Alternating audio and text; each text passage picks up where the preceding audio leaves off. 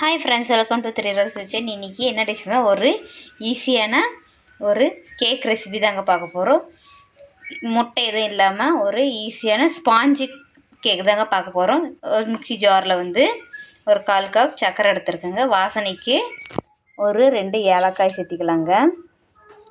நம்ம ஃபைன் பவுடராக அரைச்சி எடுத்துக்கலாம். சர்க்கரை நல்லா அரைச்சிட்டு வந்துட்டோங்க. இப்போ நம்ம மிக்சிங் பவுலில் பவுட்ரு பண்ண சுகர் போட்டுக்கலாங்க.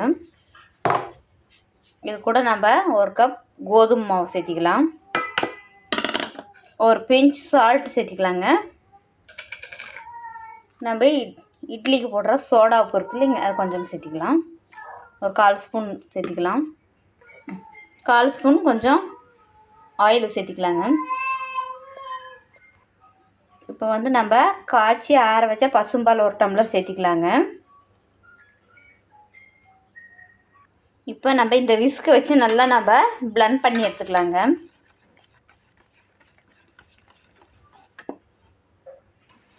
இப்போ நம்ம கேக் நல்லா கலந்து வச்சுங்க. இப்போ அந்த பேட்டர் இந்த கன்சிஸ்டன்சிக்கு வரணுங்க. இப்போ நம்ம குக்கரை ப்ரீ ஹீட் பண்ணி எடுத்துக்கலாம்.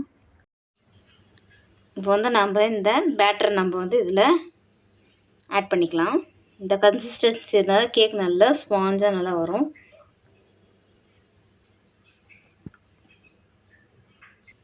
இப்போ நல்லா டேப் பண்ணிக்கலாம். அப்படி அந்த ஏர் பபிள்ஸ் இருந்துச்சுன்னா இதாகிடும். டேப் பண்ணி எடுத்து வச்சுக்கலாம்.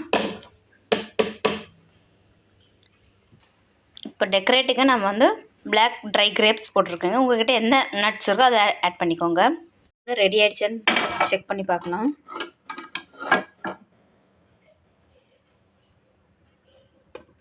ரெடி ஆகிடுச்சிங்க. பாருங்க, பொட்டவே இல்லை. இப்போ நம்ம சுவிட்ச் ஆஃப் பண்ணிவிட்டு ஆற வச்சுட்டு எடுத்துடலாங்க. பாருங்கள் எவ்வளோ சாஃப்டாக வந்திருக்கு. நீங்களும் இந்த டிஷ் செஞ்சு பார்த்துட்டு எப்படின்னு கமெண்ட்ஸ் பண்ணுங்கள். இந்த வீடியோ பிடிச்சிருந்தா லைக் பண்ணுங்கள், ஷேர் பண்ணி சப்ஸ்கிரைப் பண்ணிக்கோங்க. நன்றி, வணக்கம்.